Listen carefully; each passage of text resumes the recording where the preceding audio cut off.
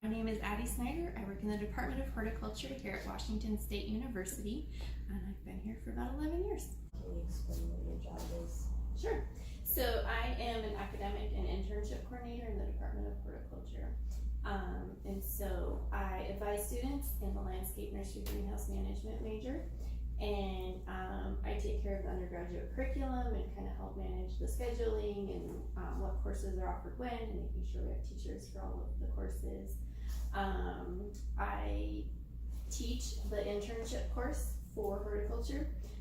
Hort 399, it's cross-listed with viticulture and enology. So for that, I am helping students if they need help getting placed into internships or finding a professional experience to do that.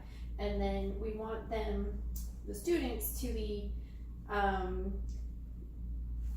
thinking about what they're doing while they're doing it, so they're not just working at their job. They're thinking about how what they're learning is applying to what they're doing, and how what they're doing in the field they can then take back to the classroom and apply it to that. So we want it to be more of a aware, cognizant experience for them, not just going and checking moth traps every day or whatever, but you know, how is that, what is the impact that's having, what other skills are they picking up, because soft skills are something that we don't really teach per se, but they're things that students pick up. One of the greatest things I think about going to college is all of the things that you learn beyond just the knowledge. So you learn about life and how to function and how to be on your own in an environment where you're still being scaffolded and kind of supported as you're doing that. And so learning about showing up on time and waking up and life choices. So yeah, I'm an advisor and I'm super passionate about So, Great. What got you involved in agriculture? Okay, so when I was in college, I studied plants and dance. Those were kind of the two things I was most interested in. I also worked towards a Spanish minor and a secondary teaching certificate.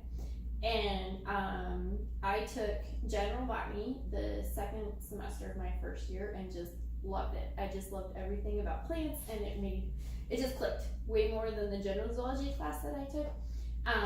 But the university that I was at, for budget reasons, cut their botany program. So I stayed a general biology major, and then I took a plant tissue course, I think at the end of my junior year, and that's where I discovered horticulture. And that I really fell in love with, but at that point I did not want to change my major because I didn't want to have to be there forever. But yeah, so it was really just through taking classes and experiencing college life, and I love plants and I love horticulture. It ended up taking me almost 15 years to actually get into horticulture. When I was working for a fisheries project while I was going to school, I had no idea what I was going to do when I graduated. And the weekend before I graduated, they hired me full-time in the fisheries project. So I worked for them doing grant support, and then also helping out in the field.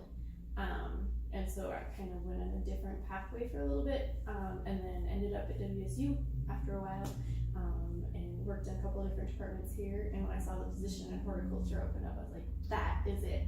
Well, thank you for the advice. Yes. We have one final question. Okay. And you had mentioned as you were an advisor, our question is in reference to the students. Mhm. If they find themselves struggling with the class or with their coursework or just being successful here in college at school, especially for any incoming freshmen or transfer students who are learning how to come out of a community college into a university. Yeah, do you have recommendations or a quick tip or anything that that you found that has helped with the students you've already advised? Yeah, so number one is advisor.